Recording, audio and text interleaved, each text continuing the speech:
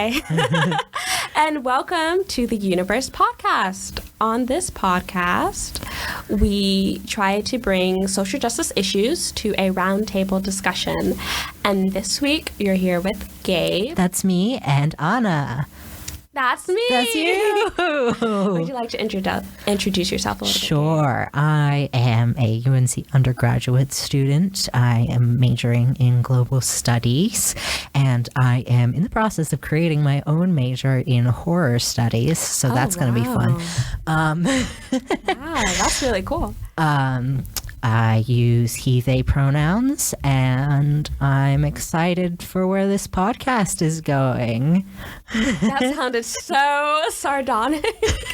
I'm being genuine. That was genuine. I promise. From the heart. My name is Anna. Mm-hmm. I'm also a global studies major, and I'm a whoop whoop in the house. And I am also a geography and environmental studies double minor. Nice. I use she, her pronouns. Yeah, I'm also excited. Fantastic. Woo! Let's go. Okay, so this week we're going to be talking about what is social justice. What the heck is it? What is it? What is social justice? Who does it? Why do they do it? What's going on? What's that little thing you've heard in the news? Why do Tumblr people say this? I don't understand. What is an SJW? What does that mean? This? Does this mean soup just washed? Is that what SJW means? I'm so confused. Anna's trying to get some voiceover work. Anyone at Pixar would like to hire me. Do you know how cool that would be? Make the next black princess and have me on but I can do any voice, mind you. I'll do whatever. Get me on Cinderella. Okay, all right. Before we have people like, she can't be Cinderella. She's from America. Aren't they doing a Black Cinderella soon? They're doing a Black Ariel for The Little Mermaid. Yes, yeah. Black Ariel, and they're doing Camila. I don't know. Camila Cabello. Cabello is that her last name? Going to be Cinderella in the live one. And but Brandy in the 1990s was Cinderella in the Roger and Hammerstein one, and I've been singing the song, "The Sweetest Sound You've Ever." Anyway, I'm sorry. Social justice. Social justice. Let's get into that. So that can be some social justice stuff. That's great. Yeah, that's good. We can get into that, like performing. Like there's different ways that you can get into social justice. Yeah, but first, what is it? The origins. Let's talk about the origins of it. Please educate me on the origins. No problem. So the term social justice was first used by a Jesuit priest, Luigi Taparelli. Italian. I don't know Italian. I don't know it either. If I said your name wrong, you could come out from the grave and choke me for it. But he first used this term in one of his journals in response to, this was around the time of the Industrial Revolution, and it was causing, more people to have more money, I guess, but it was also inequality. Yeah. There was a lot of inequality of who got money and who was, suffering with illnesses from working in a factory.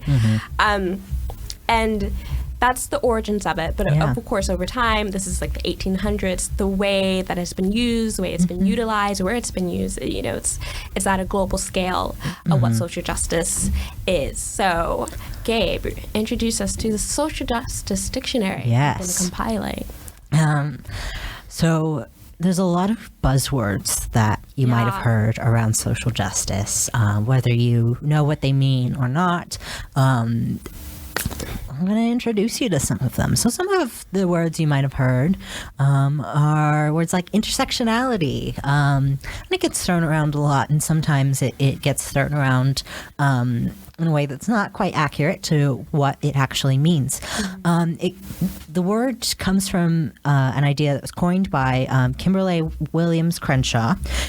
She's a Black feminist scholar, and she coined this term in the 1980s, I think the late 1980s. To describe her experience as being a part of multiple marginalized groups.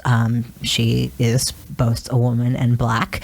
And she felt that the women's movement and the feminist movements weren't serving or weren't paying attention to the issues she faced as a Black woman. And she felt that Black liberation movements and Black movements weren't paying attention to the issues that came about as being both Black and a woman. Yeah. So it really means like this access of, or axis, A-X-I-S. Yeah, like an that, overlay. Not like hacking axis of race and gender, and other things factor into that, like ability, class, sexual orientation, gender presentation, those sorts of things, religion, all those sort of factor into that. But it's this axis is, oh gosh, why am I having trouble saying that word? Of race and gender. That's an important sort of structural way to understand. Or at least that's how it's most talked about usually between race and gender. And I like to add a little aside about what we mean by marginalization. Oh, good one. Marginalization is it's directly tied to a historical pattern of oppression, discrimination, suppression of a particular identity. So we know in the United States, especially, slavery was a thing. Yeah. And that is a historical presence of oppression that has extreme effects on how someone is perceived and their ability and access. Same for, being a woman. Like globally, there's, different patriarchal societies that say that women are, not allowed to have certain access to certain things. So it's a historical presence that affects you today. Or it affects you in the current time. And with intersectionality, like that you presented, like you can be both a woman and face marginalization from that, but also be able to gain by being able-bodied, and that you're able to access certain things that those who, may not. And I'd also like to say that just because, it doesn't always transfer to every group, if you know what I mean. Yeah. Like, just because, you're in a certain space and you may benefit from the intersection of your identity or just who your identity is, it does not always transfer somewhere else. Like, there's certain places where you are not the minority in that certain space, and so it feels like you may have a certain privilege in that space. But once you take away look at the full context of things, it can be a bit different. I'm thinking of like an example of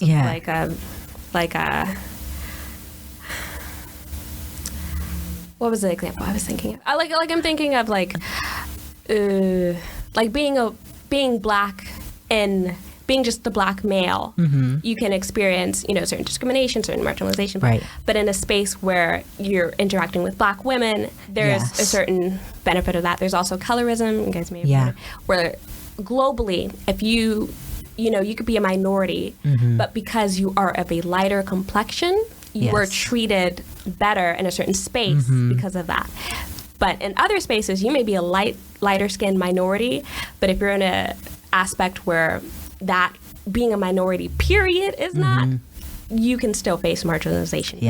So that's that intersection. That's really the importance of, it varies. Is context and individual experience. And conditional privilege is something I've been thinking a lot about as a marginalized person in different ways, and as a multiracial person as well.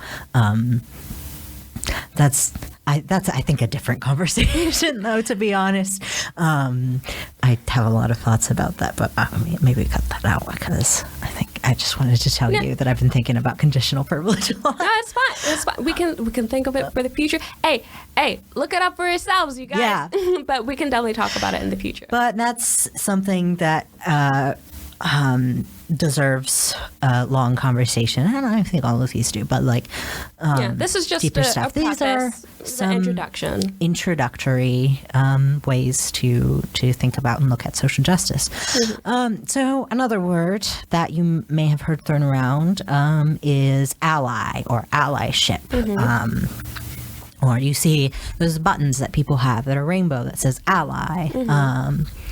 So you probably, I mean, I at least mostly hear the word ally used by or about people who are not LGBTQ, but are supportive of LGBTQ people and LGBTQ rights and liberation, that sort of thing. But that's not the only case of allyship.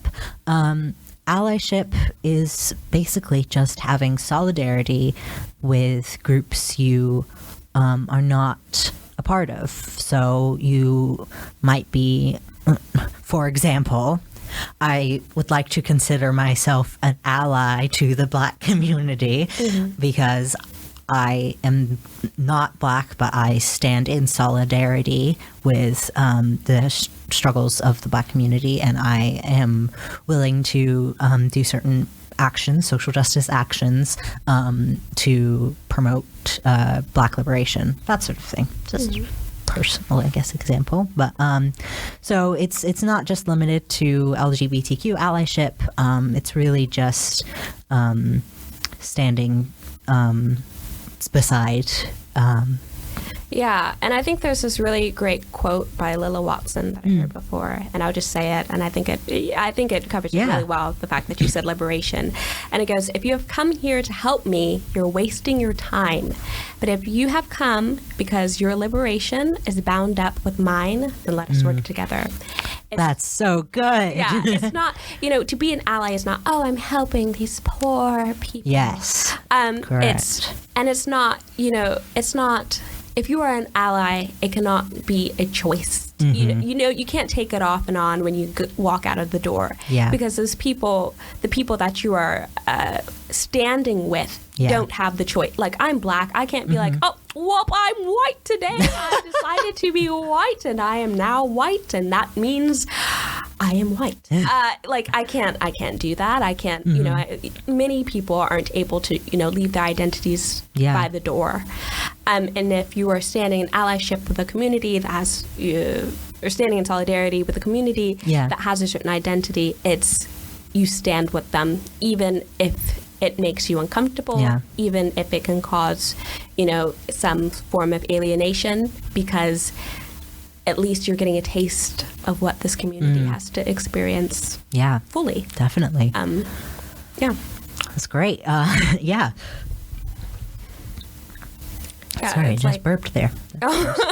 I stand with you.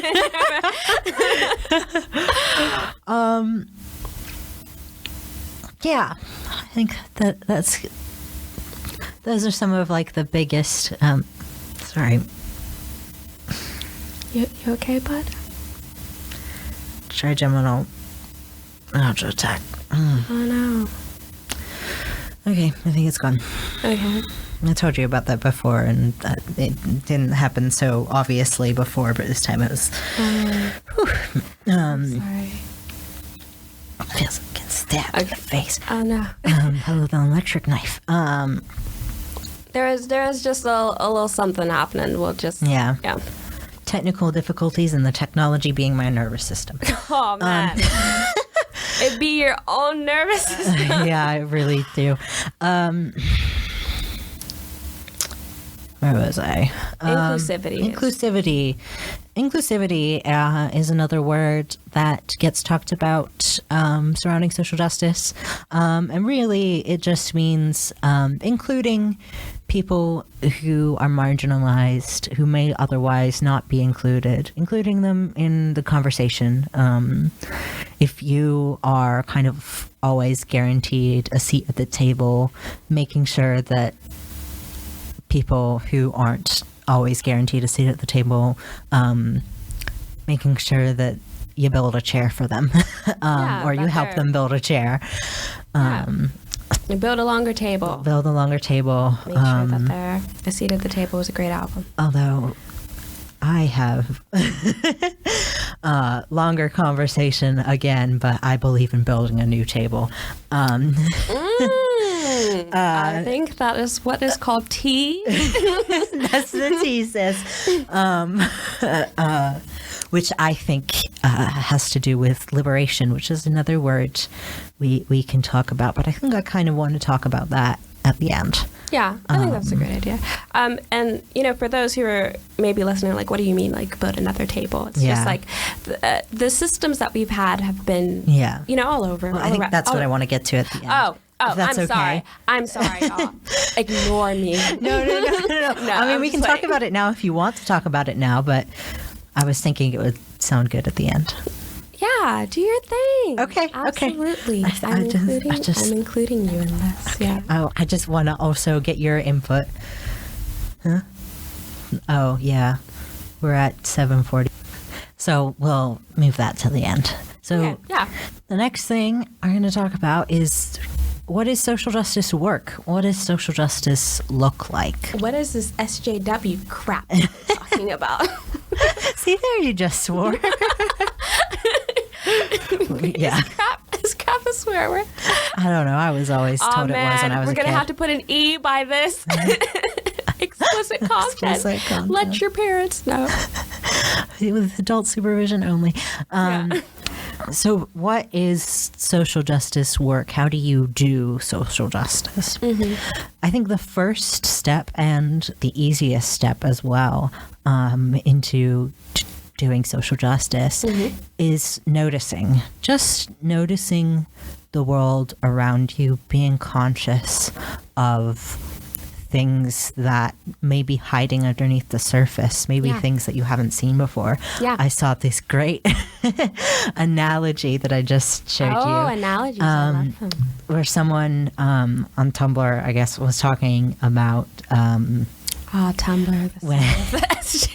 I mean, I know, right?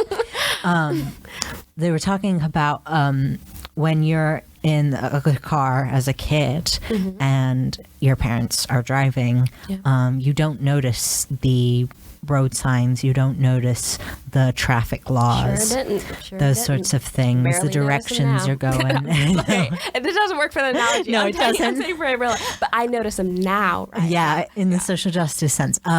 But when you're a kid, you don't notice those things. But when you start driving, you start noticing the road signs, you start noticing, you have to notice the laws, and then you start noticing it in your parents too, in people around you. You notice when your dad doesn't make a complete stop at the stop sign. Dad. He does that all the time. My dad does that all the time. And then chastises me when I don't do it when I'm driving. Okay, so you're atting your dad. I'm atting my dad. But you start to notice it in other people as well. And that's what social justice is basically.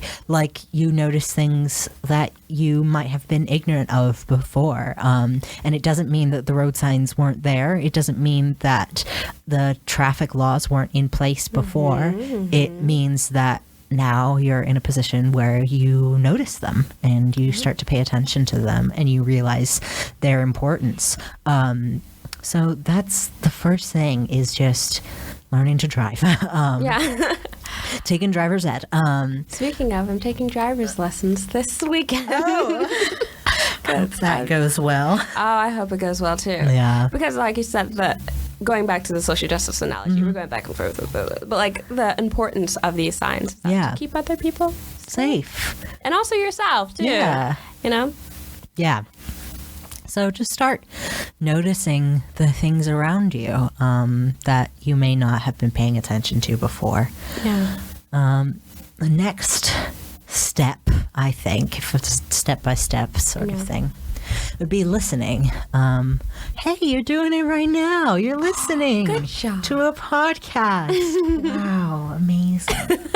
Step 2, complete. Check mark. Yeah. But no, listening really involves, once you start noticing, start listening to the people that you notice something's going on, but start listening to people who have different experiences than you. Start listening to people who face marginalization in ways you don't.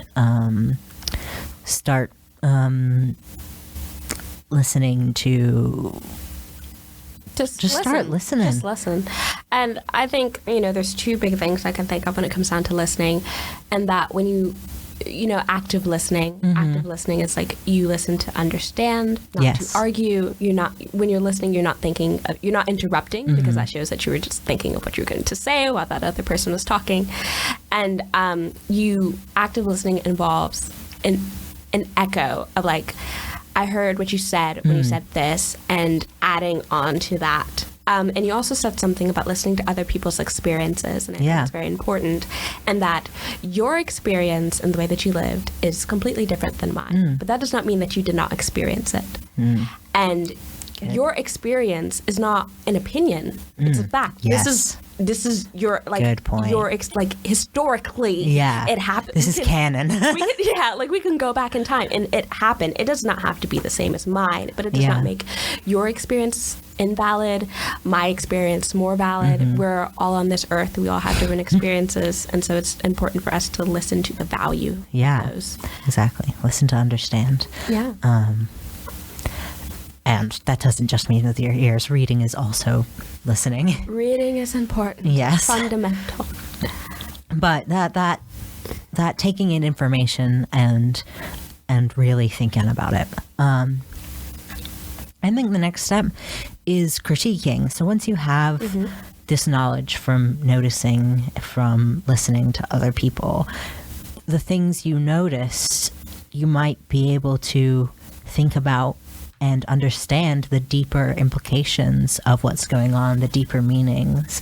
Like start to look at the power dynamics in your classroom per se. I mean, you've got a teacher at the front lecturing, and then you've got all the students facing the teacher. That's a power dynamic. So like thinking about that and thinking about those interactions and like, what's the problems here? What's the good things here? Where is this coming from? Why is this the way it is? Very philosophical in a way. I think as you read articles or news, you read thinking about what's the bias of this person who's writing this. Where are they coming from? What's their information? If you've taken some classes on English or journalism, you've probably heard the credible sources. Look for your credible sources. Oh yeah. And how to find your credible sources. But like with social justice, it's like that. It's like finding credible sources. And with critiquing, we're not saying this bad, whole thing bad. Oh no, bad. Absolutely not. No, and I'm saying like just to clarify for those who are like, well, if I critique, does that mean I can't like anything you social justice people can't enjoy anything at all? And we can have, I think you said before, or we've discussed this before, it's like, what is it? Like positive engagement or positive? Critical enjoyment. Critical enjoyment. Yeah. Where you can still take a look at some of the biases, the nuances. And that can go, for example, like in certain literature that in the 1960s may have been radical. Today it's like, just a given. And so, re-examining, you could still level those critiques at it and also provide it into context and everything else. Yeah, definitely. That's good. Yeah, so critiquing. Or things like a TV show. Yeah. Like, I don't know. I love The Office. It's like everybody loves The Office. It's a funny show, great show, but it has its problems. There's stuff in it that I'm like, ooh, yikes! You shouldn't have said that. Yikes moment. Yikes moment. Zoink scoops. Or I'm like, oh, that joke was kind of insensitive or something like that. But I can look at that and say, and be able to have critical thought around it and understand that those things are not positive, but still like be able to think about the It's not there's a be all end all. Yeah, there's a value in escapism. Yeah. And there's, when I have not seen the American Office. I did see the UK Office because people told me it was funnier. I don't know. I saw the first episode I saw the first episode of the Office American version. I was like, oh, this is funny. But I watched a whole series of the British one, and I don't know. I just wasn't feeling it. But anyway, I just dislike Ricky Gervais. I think he just seems very. Anyway, we're not. Yeah. This isn't about talking about the swarminess. We digress. Of Ricky Gervais. But having layers, things have layers, things have nuances. Like an onion. Yeah, like an onion. Shrek. That's exact. People out there in the audience know. Everyone knew. Everyone. But yeah, we can put things into context. We can look at things. It doesn't mean that we still can enjoy them, but no one's free from criticism, including us. Yeah. And just taking the time to really put things into perspective. Yeah. Right. So another part of social justice work is organizing. And this is probably most obvious in things like demonstrations or protests that you may have seen or heard of. But it's not just that. Organizing can be like making sure you have a space with your friends to talk openly about your experiences and your struggles and whatnot, or not even your own experiences, just like theorize about the political sphere, kind of like we're doing a little bit. Just making sure that space is available for conversations and that you're creating networks with people around you, positive networks where you're able to stand in solidarity with them and able to access being supportive and support itself. Yeah, you're just fostering environments where that's able to grow. Yeah, exactly. I think that was great. Succinct. Yeah. Organize. But also protests and demonstrations, if that's what you're into, or organizing things like a lot of people do phone apps, like call your representative. Yeah. Also that sort of thing. Community events that bring together, there's and we're going to touch on a few organizations that you can get involved with and stuff. But if you're a part of an organization and you want to, being a part of an organization is literally organizing. But also collaborating and making coalitions. Yeah. And social justice doesn't, like you said, it can be protests, and it can also be spaces where you provide for a certain community. Yeah. Or even if it's just a community, a marginalized community gets a day of escapism and fun and themselves, and it's that's social justice. There's a lot of merit and value and having fun, and so even organizing something like that in the spirit of social justice and self-care, and that's important as well. Yeah, I've done a queer rock band night. That was fun. Yeah, that sort of stuff. Which I think ties nicely into the next sort of step, which is educating. So now that you've done all these things, now that you've noticed, listened, critiqued, and organized, you got some experience in the social justice sphere, and you have your own experiences. And instead of just being the one listening, be the one doing the talking. Use your voice and your autonomy to tell other people about what you go through, tell other people about what you notice and your critiques, and help people who may not be noticing yet, help them to notice. That sort of thing. In organization, you can organize spaces where that can happen. Yeah. Yeah. And education, I really want to echo what you said about, going through all the steps before you decide to be an educator in something. You have to have that experience, and you have to be able to, really look at the knowledge of the world and also literature in itself, and take that critique, and when you educate, come from a place of wanting people to join in, rather like call in people or join in instead of beating people with a stick, calling them out on things. Like you're coming from a place of wanting people to be included, inclusivity, and it's really important. Sometimes I've mentioned this to you before, and I'll say it on here, of how like sometimes some social justice spaces can feel like church. And for those in there who are Christian, may have been Christian, I am Christian, you may know about those, like the first converts to religion, like Kanye West currently. Like he's so like impassioned into it and wants to do all these things, but he doesn't. I have not listened to his album, so I can't speak on his album. But based on lyrics, there's still parts of it that he has not fully, like parts of his egoism, parts of his. We're not talking too much about Kanye West, but when you come into this space, when you're first getting into social justice, you still have not. If you haven't gone through all the steps, you haven't completely unshackled yourself from some of the thoughts beforehand. And like people in church who like first get in, like they want to get everyone, like they're so fiery because they've just been in touch with this.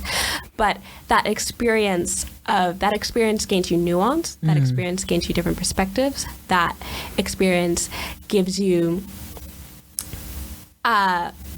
mercy to that people don't always know these same things that you may now know. And so we're trying to call them into the table. We're trying to make sure that we come from a place of actually wanting people to learn and wanting people to improve, like good teachers do. Good teachers want their kids to educate so that people will learn, not just educate to lecture.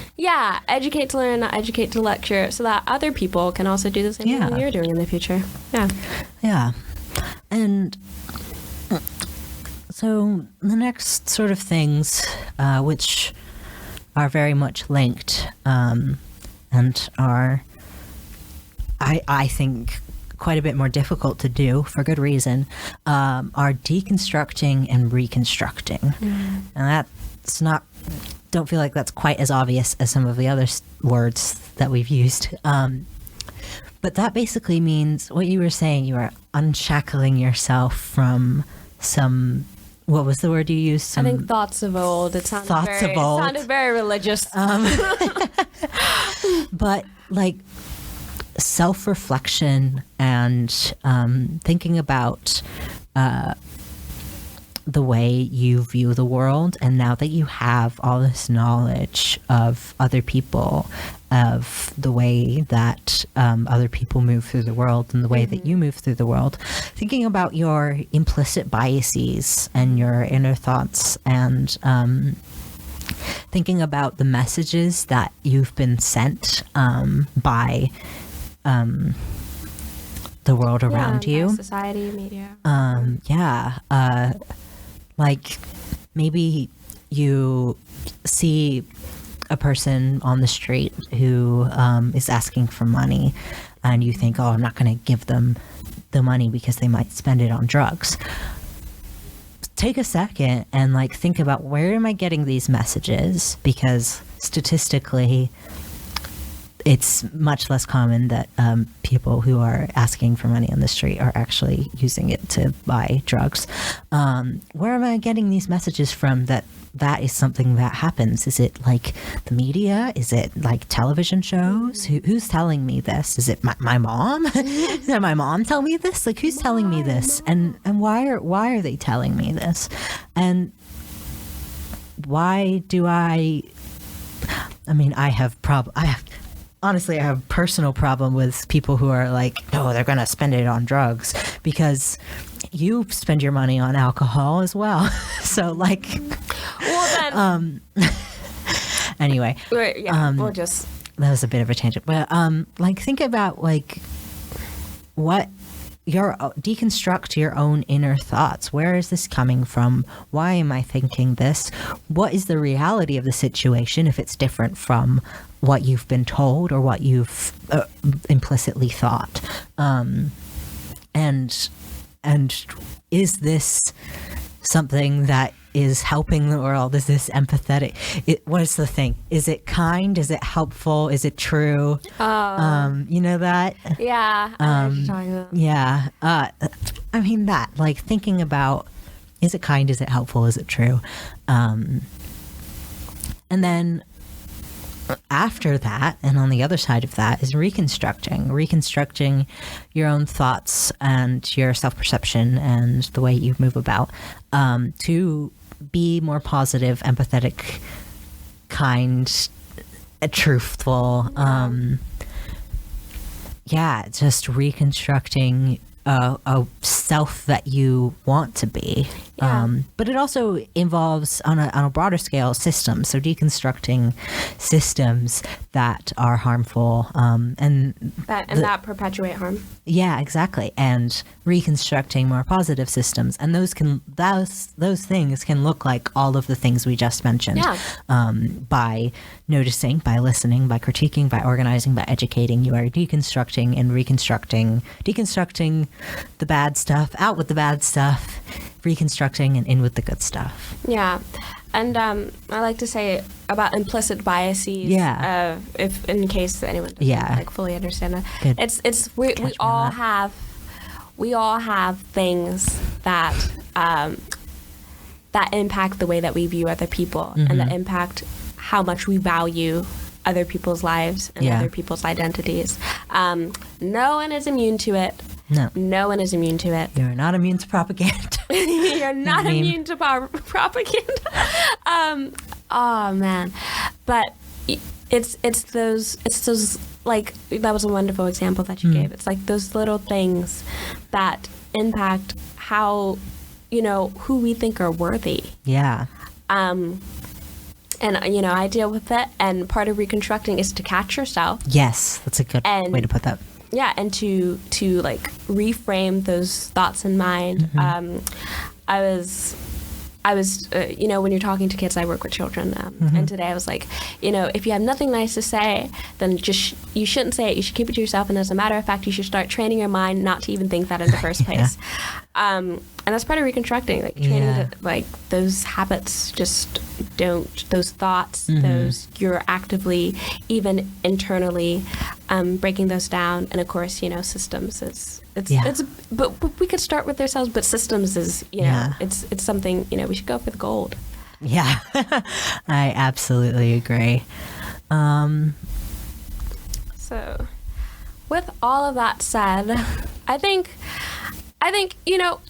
we brought about, like, social justice and of itself is, I think I'll talk a bit about personal experience here. When I first got to UNC, which is the school that we go to. Yes. In case no one knows. You mentioned at the top. UNC Chapel Hill, y'all. Tar Heel Blue. When I first got here, I had no idea what social justice was. I'm like, I don't know what that is. Like it's just a bunch of SJWs apparently on Tumblr, and there was this advertisement for this work study program. It's called the Bonner Program. Shout out to the Bonner Program. And part of the Bonner Program is you can work at a number of different sites that deal with food insecurity, education, community empowerment, those sorts of things. And like when you hear, we tutor children, we provide food for families who may otherwise not have it. It's like, or we provide access to food for families who have it. It's like, oh, those are good things. They sure are. They're good. Like, what? Oh, wow. And then realizing in the meetings of, oh, this is what social justice is. Yeah. This is actually, social justice is really something that's this simple as, like, providing equity for people. And who's against equity? Well, unfortunately, some people are against equity. But I mean, the idea of it, like in and of itself, we're not like, people shouldn't have access to this and people shouldn't have access to that. So it's like, we're going to start talking in a moment about like where does this sort of come from? But I want to give you the space of like, how did you get involved in social justice? I think the first time I sort of realized social justice as a sort of calling, I guess, was, I think when I was in middle school, I was realizing that I was not straight, falling in love with my best friend, the classic, very stereotypical realization story, I think. I know a lot of people who have experienced similar things. Yeah. And I sort of started hearing in the news about things that were harming the queer community. At the time, there was, I don't know if you remember, Amendment 1 in North Carolina was working on being passed. You told me about this, but can you say it just for the... Yeah, of course. So Amendment 1 was something proposed and passed, oh gosh, how many years ago now? I think I want to say 2012, 2013. I might be wrong. Feel free to... Okay, Amendment 1. Yeah, feel free to fact check me. Okay, they gave me the First Amendment. That's not... No, not the same thing. NC Amendment 1. Okay. But basically, what it was, in so many words, was it restricted... 2012? Yeah. It restricted some... legal and medical access that people were allowed to have based on marriage, being married, marriage status, and adoption, parental guardian status. So it basically meant that if you weren't a married couple, you and your partner had some medical issues that prevented them from making medical decisions for themselves, you would not be able to assist in the process because you are not married to them. And if you are not the legal guardian of your child, that's the same thing. You might not be able to. I think there's some different stuff going on in it, and I may have worded it slightly off. It's a policy. It's been since 2012. Yeah. So that was a big thing, and I got upset about it because I was realizing I wasn't straight, and I was realizing that there were members of my family that would be affected by this. And so I remember the first social justice action I did. I sent out a chain email to everyone on my email contact list because I didn't have a phone at the time, so I wasn't chain texting people. I just sent out this email where I was like, "Don't vote Amendment 1. Don't vote for Amendment 1. It's really harmful for people." There was people on my contact list who couldn't vote, but it was tell your parents, don't vote for Amendment 1. And that was the first thing I did that was social justice. And then I got involved with my school's GSA. And then in high school, I was an officer in my school's GSA. And then going into college, now here, I'm trying to do more stuff. So that was sort of a long introduction. No, I think that was into my great. Where social justice sort of sparked in me. Yeah, and I think what you said. I tried to start a GSA actually at my high school. Oh, did you? Yeah, I did. That sounds like it didn't pan out. What? Anyway. Okay.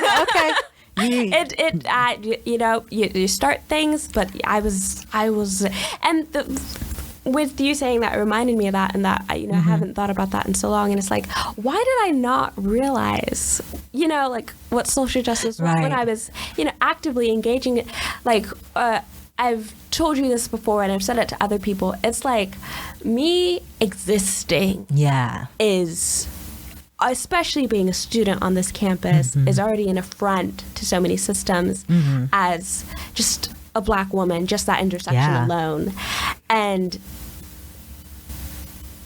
that existing is also social justice. It really is. Like being alive in the face of oppression is strength, and it is power. Self-love is social justice. Self-love is social justice. But I think it ties into, why are some people opposed to social justice? Yeah. And I think it can just go to like a lack of understanding of what it is. And like, not having this full information, or maybe being, afraid to go out and find it.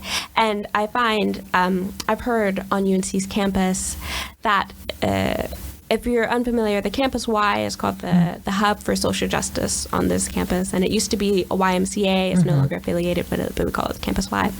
And I've heard people in focus groups say, I'm a bit afraid to get involved with any organizations because I feel like I don't have the right language for it, or that I have to be, a certain type of person, an activist, this, that, or the other, to be involved with social justice.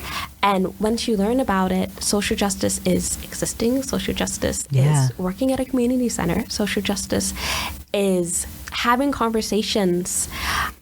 Social justice, educating yourself and educating others. That, it does not have to be this image that can be, if you want to be an activist, that's fine as well. Yeah. But, it doesn't have to be this certain stereotype or this image that is portrayed sometimes, or, that takes the lead. Of course, if you're like an activist in a protest, like those are like very visible signs. And also, I guess, protests are, pretty easy to get involved with. So they're definitely more visible, but there's also things that you can do that are still important, even if they're more subtle. I'm putting that in quotation marks. That's reminding me of is the quote that a lot of people use, which is, well-behaved women rarely make history. And people misinterpret that quote. What it actually comes from, what it actually means, is that the women who are quote unquote well behaved and doing things quietly and resisting quietly, they don't make history, even though they are also doing resistance and doing activist work, that sort of thing. So they're like, there's people in the shadows, there's people quiet who are working on these things, and even if your face isn't on the billboard, you're still contributing. You're still important, okay? Yeah. You're still, a mountain is compiled of many, many stones. That goes to another example. Dr. Martin Luther King Jr. is like greatest example of civil rights movement and activism. But there were so many other people who walked with him, who were part of it, who organized things, who, there were so many other people who were also putting in work around that same time that, not to discredit Dr. Martin Luther King Jr.'s work, but to highlight. Absolutely not. But to highlight, everyone contributed to that. Yeah. Even people in local communities that may not have made national headlines, they made an impact. And, to be a part of social justice does not mean you have to be Dr. Martin Luther King Jr. No, of course. It just means that you take that step. It starts with you. It all starts with you. This is so inspirational. Good. But that's the side that, may be more empathetic to social justice. But there's another side that I wasn't listening to the radio. I was with my mom in the car, and she had the radio on, and she just has it on so that, background noise. You don't want to be in the car with no noise. And the radio said, it's a Christian radio station. And the radio said, social justice is about equity and all these different dimensions of race, class, gender, and economic and equality and blah blah blah. Like it sounded really nice, beautiful definition. Who could say no to this? And then at the end, he's like, "But is that something as Christians we should really be involved in?" Gosh. And I was like, "What?" Okay, and again, we're not a religious podcast. You're not affiliated with any religion. I'm not religious. So. I am. Yeah, so, but I'm not speaking for Jesus Christ. Okay, but I will say I don't know about you. I don't know, but I think Jesus Christ was all about, advocating for, like those that didn't have access to things. Yeah. Like the, lepers, the poor. He hanged out with tax collectors, you guys. Tax collectors, okay? They hated those guys, okay? Yeah. Like it was about being uplifting the marginalized, and that, the whole message of Christianity is that he died for, and it's like, I don't know, fam. I would think that these ideas would align, but sometimes like this, Christianity in the United States is often affiliated with conservatism, and it has a perspective that social justice is something that's radical, and they're trying to take things away, and they're trying to, they're radical people, and this, that, and the other. And I think going back to one that just the term social justice has been around for, how radical can it be if it's been around for like 200 some years at this point, the term, but also like just the concept of helping, uplifting others is not new. I mean, honestly, it's as new as Christianity. Love thy neighbor. When Christianity began the start of charities, there were no charities before Christianity. I heard this from a theologian, so quote that guy. Okay. But like, it was, the start of it was about this sort of message, right? And now it sort of seems in general discourse that social justice is something that is wrong, that is something secular, that is something radical, that is something that it will harm people, as opposed to the definition of it really is quite the opposite. And what's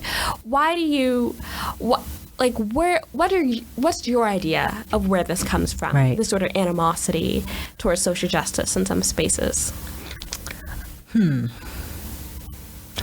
It's difficult to really pinpoint, I think, because I think there's a lot of factors that tie into why people feel threatened by it, I think. But I think threatened by it is a good term to use. I think that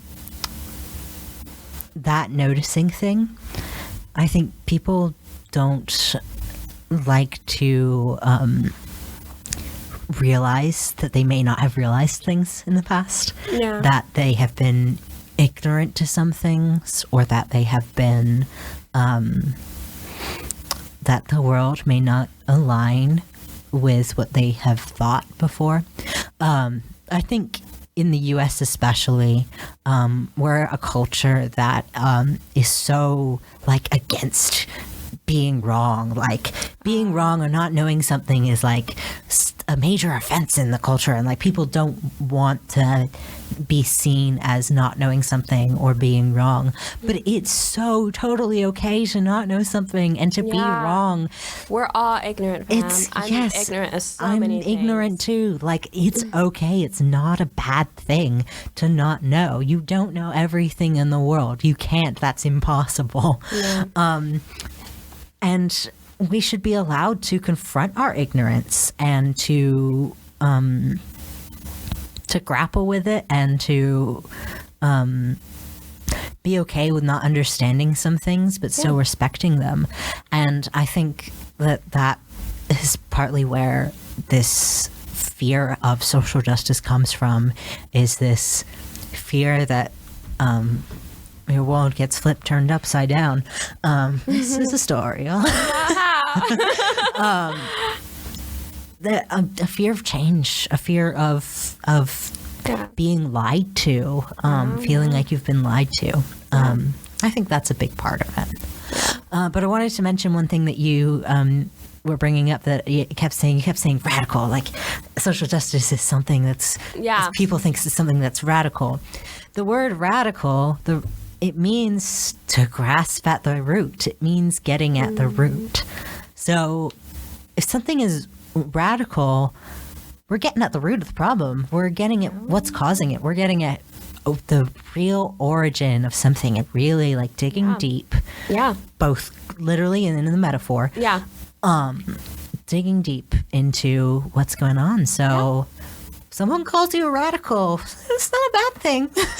Oh, thanks, fam. Oh, I also found Radical. Surfer. Rad, so Rad, dude. so rad. I found the scholar is quoting. His name is Bart Ehrman. If you wanna, he's about the Yeah.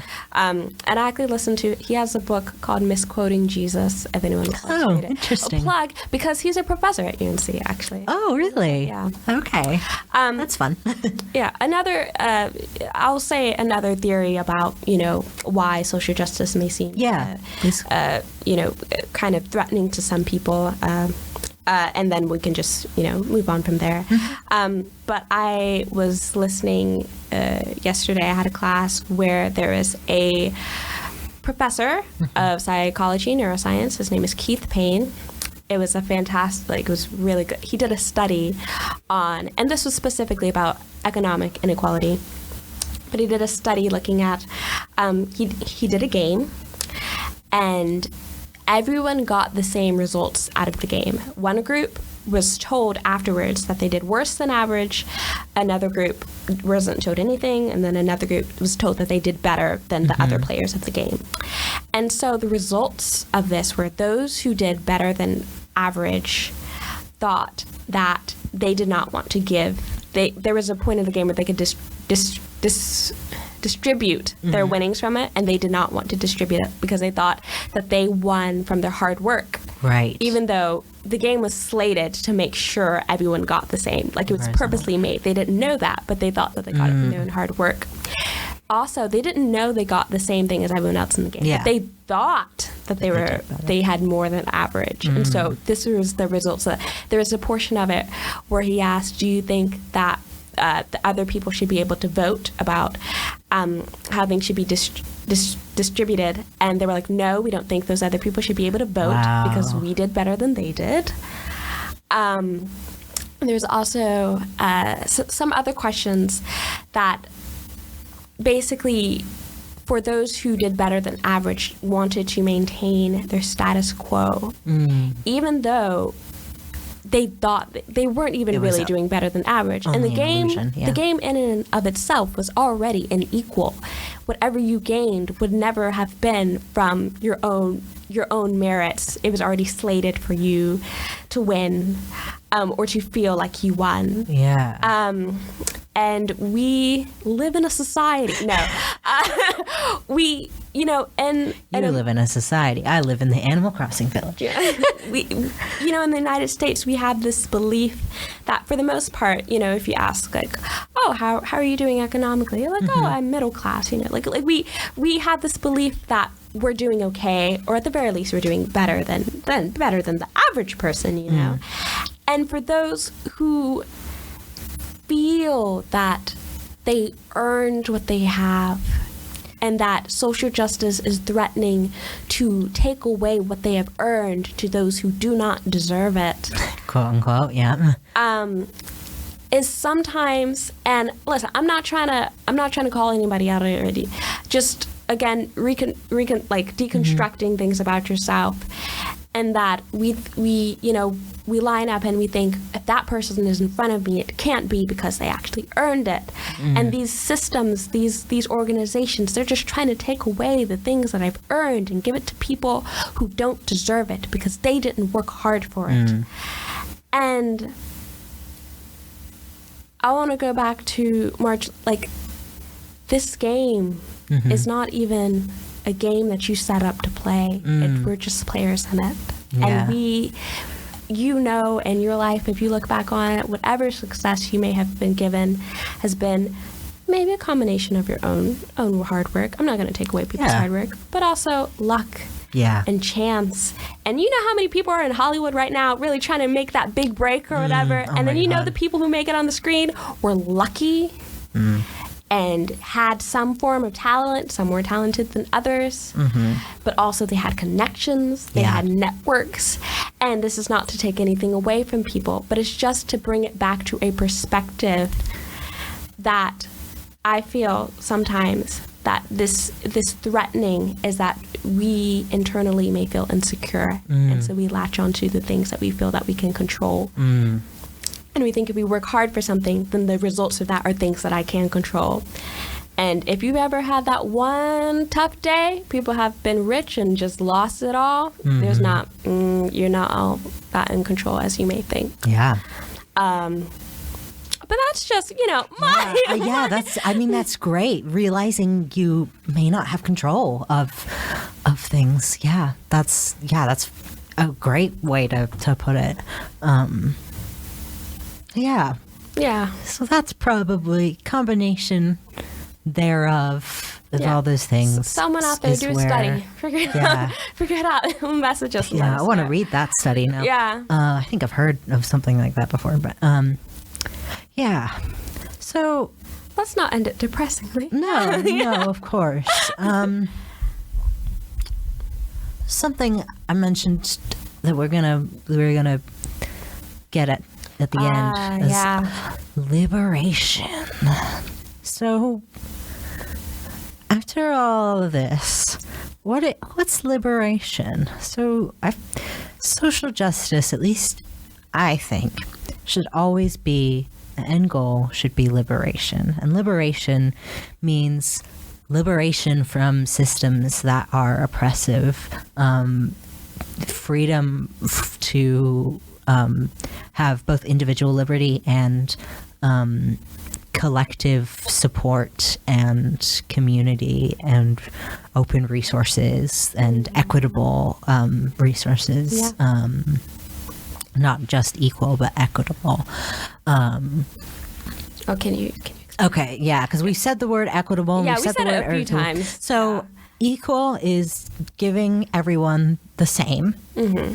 Equitable is from each according to his ability to each according to his need. Yeah. So there's, at the campus health IUNC, there's a little poster about this in like triage. Mm-hmm. Because triage is about equity, where it says like you have 2 Advil pills and there's 2 people and one of them has a headache and the other one doesn't. Equal treatment would be that you give 1 Advil pill to each of them, but it doesn't. The person without the headache doesn't really need it, but the person with the headache, they haven't gotten enough now. Mm-hmm. But equity and triage, you see that one person has a headache and the other person doesn't. So you give the 2 Advil to the person that does have a headache, and the other person can just like chill. Yeah. So it's instead of giving the same thing, it's like leveling the playing field. There's a fantastic, very easy way to look at it, way to visualize it online with like people watching a baseball game, and there's like definitely look that up. Look that up. Baseball game, equity versus equality. Yeah. But one of the last panels of that comic that doesn't get included is liberation, and instead of equality where the people looking over the fence can't see and then you give them 1 box each to look over the fence, instead of equity where you give the shortest person more boxes and then the middle person 1 box so that they can see over the fence, and now everybody can see over the fence. With liberation, you remove the fence. Just get rid of the fence. Get rid of the fence. And get rid of the barrier that's stopping exactly people. Getting rid, not just helping people to overcome the barrier, but getting rid of the barrier. And so that's where I think building a new table comes in. When you are not included in spaces that have power over you, or that just exist in the world, when you're not included in those spaces, it can be hard to pull up a chair at the table and build a new chair to sit at the table, and then you can still be... Yeah, like, let's say the table's wonky and rotted, and it's like, you really want to sit here? Yeah, exactly. So instead of like saying, how can I be included in this system? How can I change this system that is oppressive to me? Building a new table is about I'm going to have conversations with people around me that are equitable, that are have horizontal power structures instead of vertical power structures, where everyone is equal at this table. Everyone has everyone has a say. Everyone has equal power to affect what's going on around us. Everyone is treated as if they have value. Yeah, it's great. The round table versus the head of the table, even though King Arthur was a monarch, so that's not the same. But the idea you that get individual. Exactly. The idea that we're building a round table instead of trying to sit at the bottom of the square table. So I love to build a different table. Yeah, and I think that ties with getting involved. Yeah, so we can get to the how to get involved section. So, yes. So it goes back to what we said before: all the noticing, listening, all that. That's like great steps to first getting involved with social justice. But you can also join some organizations. Yes. So if you're at UNC and you're listening to this, we did a plug for the Campus Y, but the Campus Y is a great place to start off with. It's a hub for social justice. Like I said, there's food insecurity, sexuality and gender, community empowerment, mental health, disability justice. Thank you. Disability justice and advocacy. Education, so many different things. Yeah. But there's also other places on campus. There's BSM, Black Student Movement. These are also things that you can also look on Carolina Union. Yeah, like Heal site, Life. Heal Life. And you can look at also other organizations. I just pulled some of these. A great plug to y'all. Carolina Green Team, Carolina Succulent Club, Feminist Students United, Mi Pueblo, the Uncontrollables. And we have a minor, don't we? Yes. At UNC called the Social and Economic Justice Minor.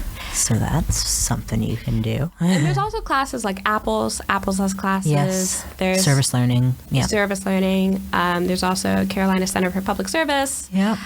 So there's definitely different ways that you can get involved with at UNC. But I would, encourage you to, look at local organizations that you're involved in. And you can find, whatever your passion may be, if it's, like I said, education, whatever something that drives you. There's always a space. Yeah, there's always space for you. Don't think that you don't belong there. You belong there. You belong there. And if you feel like you haven't found a space that's right, create your own space. Create your own space. Organizing. But outside of UNC, there's also some great resources online. Like the ACLU has their website. If you want to research some social justice issues that may interest you or you may be passionate about, they have a whole tab that's called Issues, and then you just look at. They have resources about educational resources about different social justice issues. So they're a great resource, as well as Planned Parenthood. They've got a lot of great resources for education and for so many other things. Oh my gosh, Planned Parenthood is amazing. Yeah, they have lots of great information on the website, especially for sex education. Yeah, fantastic for that. Exactly.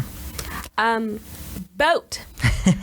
Okay, if you are in the Chapel Hill area, voting, you can do early voting, but also November 5th is when there's, a regular day voting.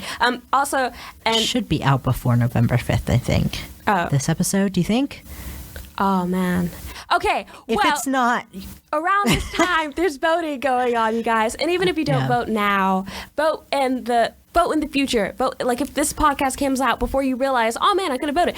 Vote in the future. There's definitely in North Carolina you can do early registration. So if you go to the polls early, you're able to do same day registration and update all your information.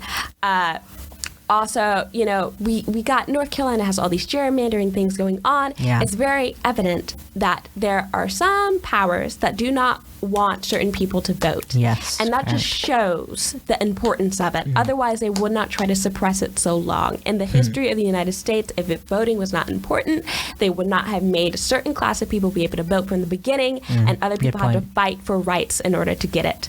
So take advantage of voting. If you want to have, hey, get your friend all together. I remember when the Popeyes chicken sandwich came out, people were like adding the lines like, hey, register to vote. You know, like get other people to register to vote. It's so important to vote. I'll say one extra aside. I am from Fayetteville, which was the district that North Carolina was dealing with voter fraud, and that was the district where there was voter fraud going on. And they had to redo the election. Yeah. And Dan Creedy, I believe is his name, lost by 100-some votes. And I thought he was like a really, this my political opinion, you can definitely disagree with me, but I thought he was a really great candidate. And so it just shows those 100 votes can make the difference for wherever you are. Those 100 votes can make the difference. If you're elsewhere, look up your voting information. There's tons of information that you can find online, but voting is important. Do it. Do it. There's also YouTube.